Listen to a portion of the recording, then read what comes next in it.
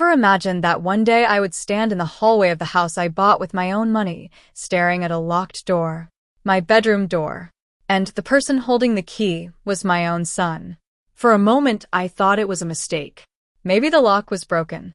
Maybe he was fixing something. Maybe I misunderstood. But when I asked him why my door was locked, he looked at me with a calm face and said something that still echoes in my mind. "Mom, you shouldn't go in there without asking." Without asking. In my own house. My name is Margaret Collins, and I'm 67 years old. I've lived in Columbus, Ohio for almost 40 years. The small two-story house on Willow Creek Drive was never fancy, but every inch of it held memories. My husband David and I bought it in 1985, back when our son Ryan was just 3 years old. We painted the walls ourselves, planted the maple tree in the front yard, and argued for weeks about whether the kitchen cabinets should be white or oak. Back then, the house felt alive. There was laughter in the hallways, toys on the stairs, and the smell of pancakes every Sunday morning. But life changes in quiet ways you don't notice until it's too late. David passed away 8 years ago after a sudden heart attack. One minute he was mowing the lawn, the next minute I was sitting in a hospital room holding a hand that would never squeeze mine again. After that, the house became quieter than I ever thought possible. Ryan moved back home a few months later. At first, I was grateful. A house that once felt empty suddenly had footsteps again. He told me he just needed time to get back on his feet. Ryan was 36 then, recently divorced, and struggling with his construction business after the recession hit his company hard. Of course, I let him stay. What mother wouldn't? At first, things were fine. He helped with groceries, fixed the leaking sink, even repainted the living room. Sometimes we would sit on the porch together in the evening, drinking iced tea and talking about the old days. Those moments made me believe we were helping each other heal. But slowly things started changing. Ryan began acting like the house belonged to him. He rearranged furniture without asking, installed security cameras around the yard, changed the Wi-Fi password and forgot to tell me what it was. Whenever I asked about it, he would laugh it off. "Relax, Mom. I'm just improving things." Maybe I should have said something earlier. Maybe I should have reminded him whose name was on the deed. But mothers have a strange weakness when it comes to their children. We forgive things we shouldn't. We stay quiet when we should speak up. Then one morning, everything changed. I had gone grocery shopping at Kroger like I usually did every Tuesday. When I came home, the house felt oddly quiet. Ryan's truck was parked outside, but the TV wasn't on. I walked upstairs to put my purse in my bedroom, and that's when I saw it. A brand new lock on my door. Not the old brass knob David installed decades ago. This one was modern, silver, solid, and very clearly locked. I stood there for a moment, staring at it, trying to understand what I was looking at. Then I heard footsteps behind me. Ryan was coming up the stairs. He stopped when he saw me standing in front of the door. For a few seconds, neither of us spoke. Finally, I asked the question any mother would ask. "Ryan, why is there a lock on my bedroom?" He didn't look embarrassed. He didn't look apologetic. He just leaned against the wall like this was the most normal thing in the world. "Oh, yeah. I put that in yesterday." I blinked slowly. "You put a lock on my door?" He nodded casually. "Yeah. I needed some extra space for storage." Storage. In my bedroom. My stomach tightened. "Ryan," I said carefully, "my things are in there." He shrugged. "I moved some of it." "Moved it where?" Without asking me, something cold crept into my chest. "Can you unlock it?" I asked. He reached into his pocket and pulled out a small silver key. For a moment, I thought he was going to hand it to me. But he didn't. Instead, he slipped the key back into his pocket. Then he looked at me and said something I never expected to hear from my own child. "Mom, from now on, if you need to go in there, just ask me first." And in that moment, I realized something was very, very wrong inside my own home. For a few seconds after Ryan said those words, I honestly thought he was joking. I waited for him to laugh, the way he used to when he was younger, and tried to pull harmless pranks on me. But he didn't laugh. He just stood there calmly, arms crossed, like nothing about this situation was strange. "Ryan," I said slowly, trying to keep my voice steady. Why would I need to ask you to enter my own bedroom? He sighed like I was the one being unreasonable. Mom, it's not a big deal. I just needed some space for my stuff. My room is already full. My mind struggled to catch up with what he was saying. His room full? Ryan had the entire finished basement to himself.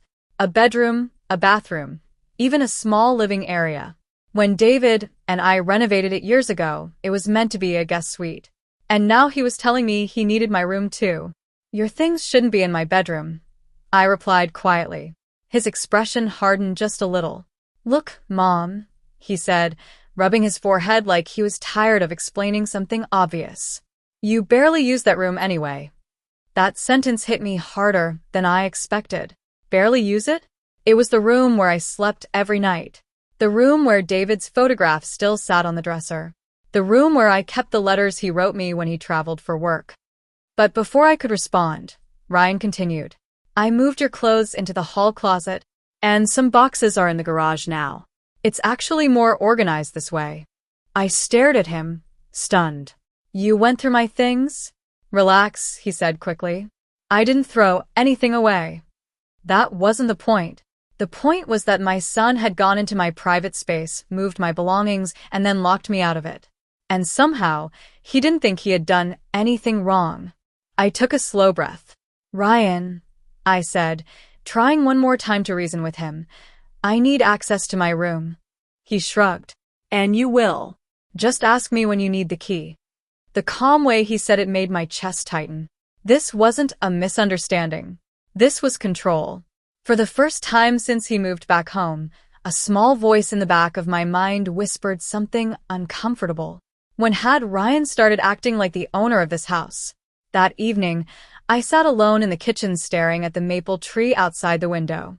The same tree David planted when Ryan was little. I kept replaying the conversation in my head.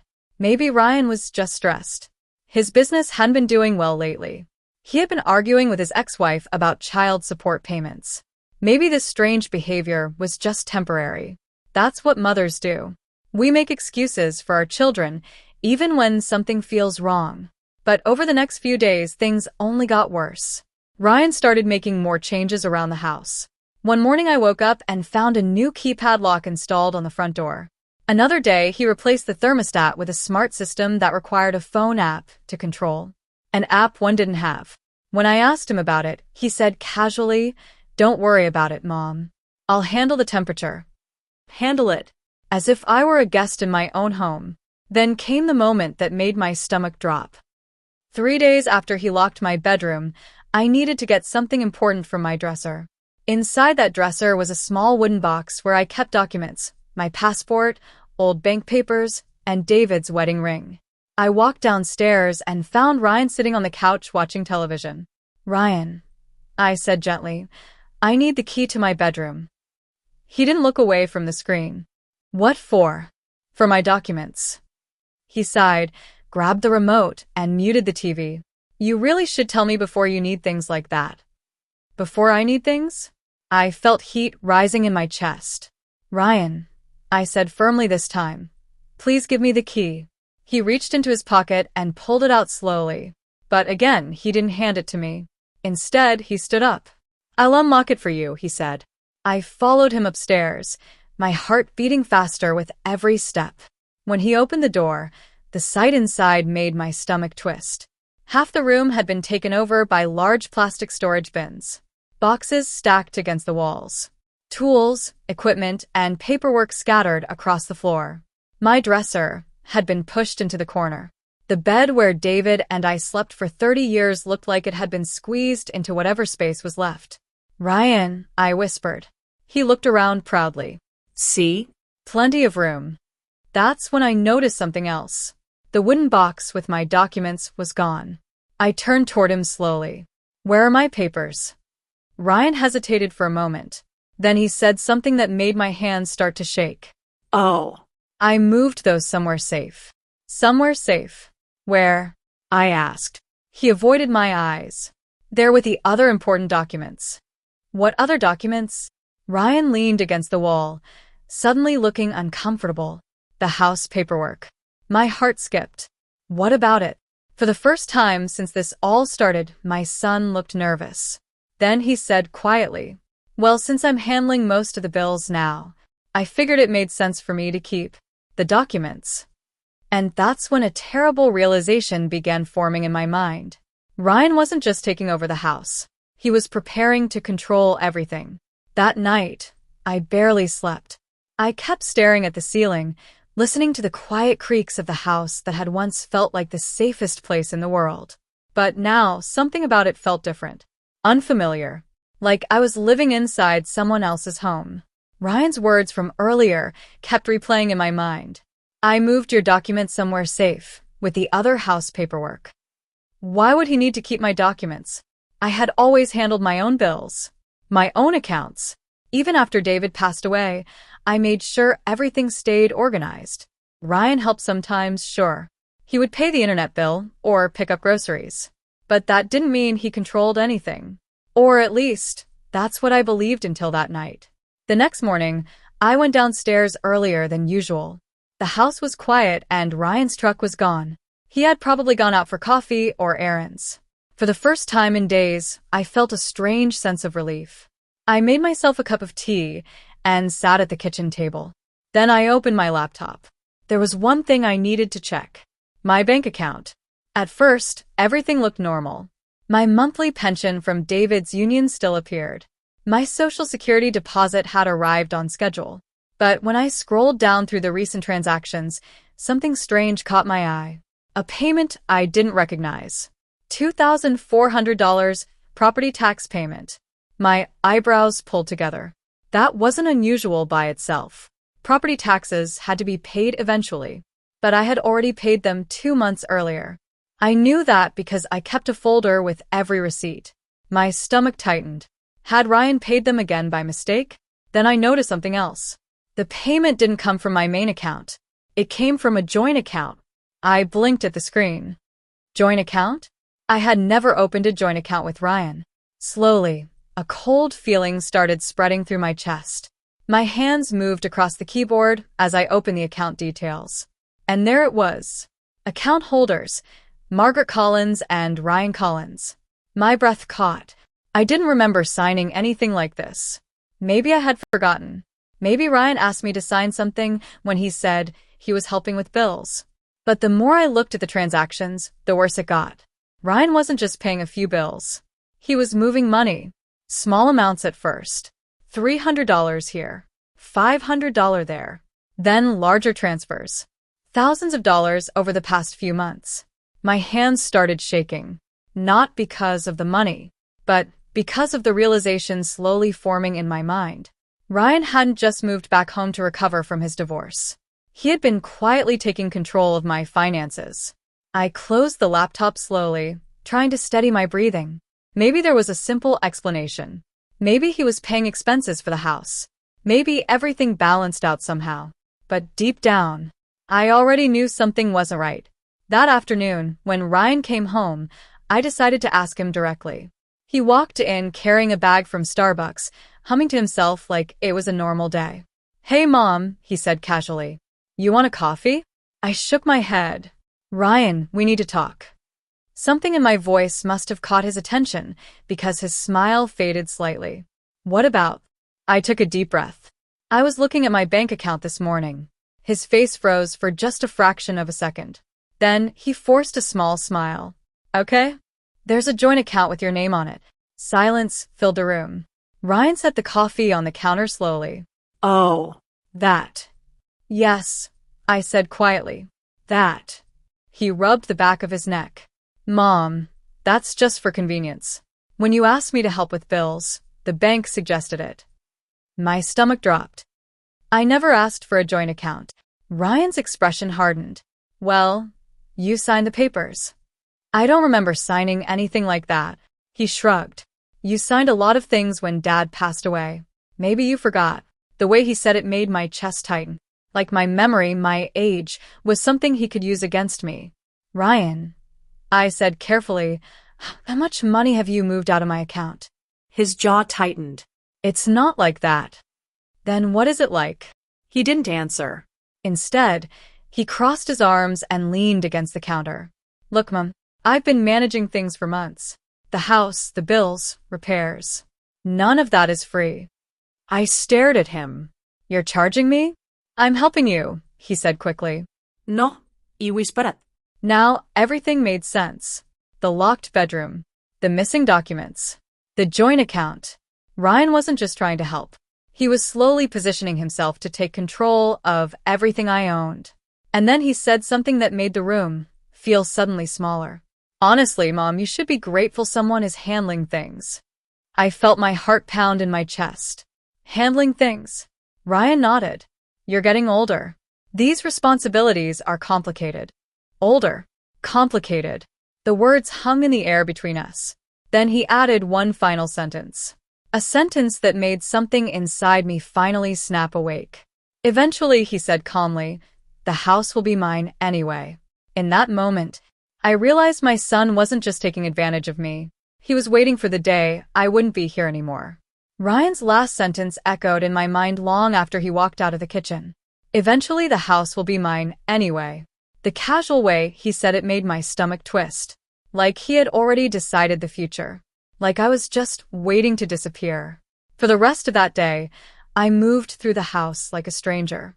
Every room carried memories, but now those memories felt overshadowed by something heavy and uncomfortable. The living room where Ryan took his first steps. The kitchen where David used to dance with me while pancakes burned on the stove. The hallway where I once measured Ryan's height every birthday. I had spent decades building a life inside these walls. And now my own son was treating me like a temporary guest. That evening, Ryan barely spoke to me. He ate dinner in front of the television and went downstairs shortly after. But something inside me had shifted. For months, maybe even years, I had ignored small warning signs. I had told myself Ryan was just stressed, just struggling, just needing time. But that conversation in the kitchen had finally forced me to see the truth. Ryan didn't think of this house as our home anymore. In his mind, it was already his. And if I kept staying silent, one day I might wake up and realize I had lost everything. So the next morning, I did something Ryan didn't expect. I got dressed, grabbed my purse, and drove across town to a small brick office building near downtown Columbus. The sign outside read, Henderson and Blake, Estate and Property Law. I had never visited a lawyer before. David usually handled those things when he was alive.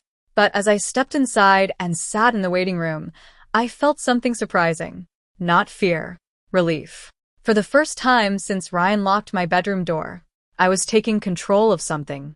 About 15 minutes later, a woman in her 40s walked out and greeted me warmly. Mrs. Collins? I'm Laura Henderson. She led me into her office, and within minutes I found myself telling her everything. The locked bedroom, the missing documents, the joint bank account, the transfers of money, Ryan's comment about the house eventually being his. Laura listened carefully, occasionally jotting notes on a yellow pad. When I finished speaking, she leaned back in her chair and folded her hands. Mrs. Collins, she said gently, do you remember signing any legal documents giving your son control over your finances or property? No, I said firmly. She nodded slowly. Then he likely had you sign something without explaining what it was or misrepresented the paperwork. My stomach tightened. So, what does that mean? It means we need to review those documents immediately. She paused, studying my face. And we need to make sure your assets are protected. Protected. The word made something inside my chest loosen slightly. For the next hour, Laura explained things I had never thought about before. How joint accounts could allow someone to move money legally. How property titles could sometimes be changed if paperwork was signed without full understanding. How elderly homeowners were sometimes pressured or manipulated by family members. I felt embarrassed hearing it, like I had been foolish. But Laura shook her head gently. Mrs. Collins, this happens more often than you think. Before I left, she gave me a clear list of steps. First, gather every financial document I could find. Second, check the official property records to confirm the house was still fully in my name. Third, Immediately stop any unauthorized access to my accounts. As I walked back to my car, the autumn wind rustled the leaves along the sidewalk. For the first time in weeks, I felt something unfamiliar. Strength. When I arrived home, Ryan's truck was already in the driveway. I stepped inside and heard him talking on the phone in the living room. "Yeah, the house is basically handled," he was saying. "Just waiting on a few things." I froze in the hallway. "Waiting on a few things?" He continued speaking. "No, it's in progress. Once everything's transferred, it'll be simple." Transferred. My heart began pounding. Ryan ended the call and turned around. When he saw me standing there, he looked slightly surprised. "Where'd you go?" I met his eyes calmly. Out. He studied my face for a moment, suspicious. Then he shrugged and walked toward the kitchen. But before he could leave the room, I spoke again. "Ryan."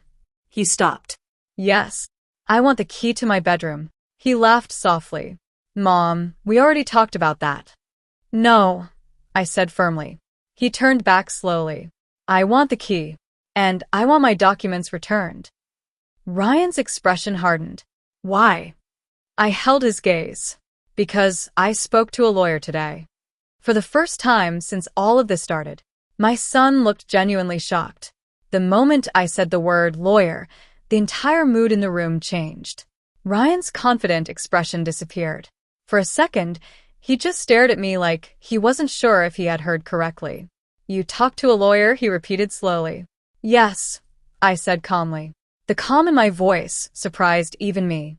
For months, I had felt confused, hurt, and unsure of myself. But sitting in that lawyer's office earlier had cleared something in my mind. I wasn't helpless. And this house, this life, hadn't been built by accident. I worked for it. Ryan ran a hand through his hair, pacing across the living room. "Mom, that's ridiculous," he said. "Why would you do that?" I folded my arms gently. "Because my bedroom is locked in my own house. Because my documents disappeared. And because money is being moved from my accounts without my permission." His jaw tightened. "You're overreacting." "Am I?" For the first time since he moved back, I saw uncertainty in his eyes. Ryan had probably expected me to stay quiet forever. But now the situation was different. I took a small step closer. "My lawyer is reviewing everything," I continued. "The bank accounts, the property records, all of it." Ryan's face went pale. "Mom, you didn't have to do that." "Yes," I said softly. "I did." For a moment the room was silent. Then Ryan tried a different approach. He forced a smile and shook his head like I had misunderstood everything. "Look, you're making this into something it's not. I've just been helping manage things. That's all." "Helping," I repeated quietly. I looked around the living room. The cameras he installed, the new locks, the smart thermostat. Then I looked back at him. "Helping doesn't mean locking your mother out of her own bedroom." Ryan didn't respond. So I continued. "My lawyer also told me something interesting today." His eyes narrowed slightly. "What?" "If someone takes financial control of an elderly parent without full consent, it can be considered financial exploitation." The words hung heavily in the air. Ryan's face changed instantly. "That's not what this is," he said quickly. "Then you won't have a problem giving me the key?" I replied. He hesitated. For a long moment, neither of us spoke. Then slowly, Ryan reached into his pocket. The same small silver key I had seen days earlier appeared in his hand. But this time, he didn't hold on to it. He placed it on the kitchen counter. The soft clink of metal against granite echoed through the room. "There," he muttered. I walked forward and picked it up. The key felt strangely heavy in my palm, not because of the metal, but because of what it represented. Control, respect, dignity. Ryan shifted uncomfortably. "Mom, I didn't mean for things to get weird like this." I looked at him carefully. For the first time, he didn't look confident or entitled. He looked like a man who had been caught. "Ryan," I said gently, "why were you telling someone on the phone that the house was being transferred?" His eyes widened. "You heard that?" "Yes." He sighed deeply and ran his hands over his face. "It's not what you think." "Then explain it." After a long pause, he finally spoke. I was trying to refinance some debt, he admitted quietly. The bank said I needed collateral, something stable. My heart sank. The house. He nodded slowly. I thought eventually it would be mine. Anyway, I figured it wouldn't matter. wouldn't matter. I felt a mixture of sadness and disbelief. Ryan, I said softly, this house isn't just a building. He looked away. It's my life, I continued. Your father and I spent decades creating it. Every room has a memory. His shoulders dropped slightly. I know. Do you? I asked.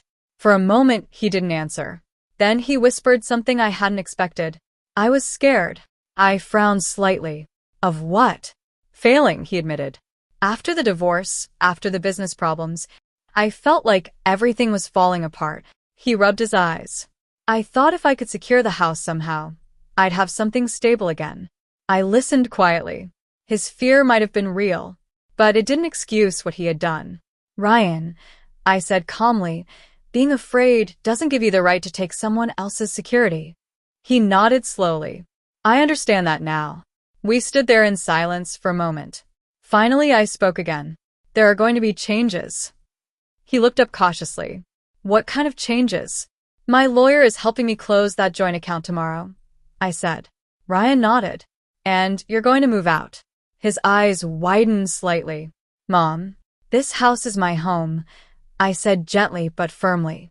And I need to feel safe in it again. For a moment, it looked like he might argue. But instead, he simply nodded. Okay. That evening, I unlocked my bedroom door and stepped inside. The room was still cluttered with Ryan's storage bins, but the familiar scent of lavender from my dresser drawer was still there. I sat on the edge of the bed and looked around slowly. For the first time in weeks, I felt like I could breathe again.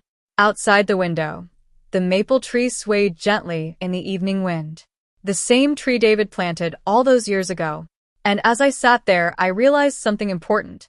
Sometimes the hardest part of growing older isn't loneliness. It's learning that even the people you love most can forget your strength. But that doesn't mean it's gone. Because on the day my son locked my bedroom door, I almost believed I had lost control of my life. But the day I stood up for myself,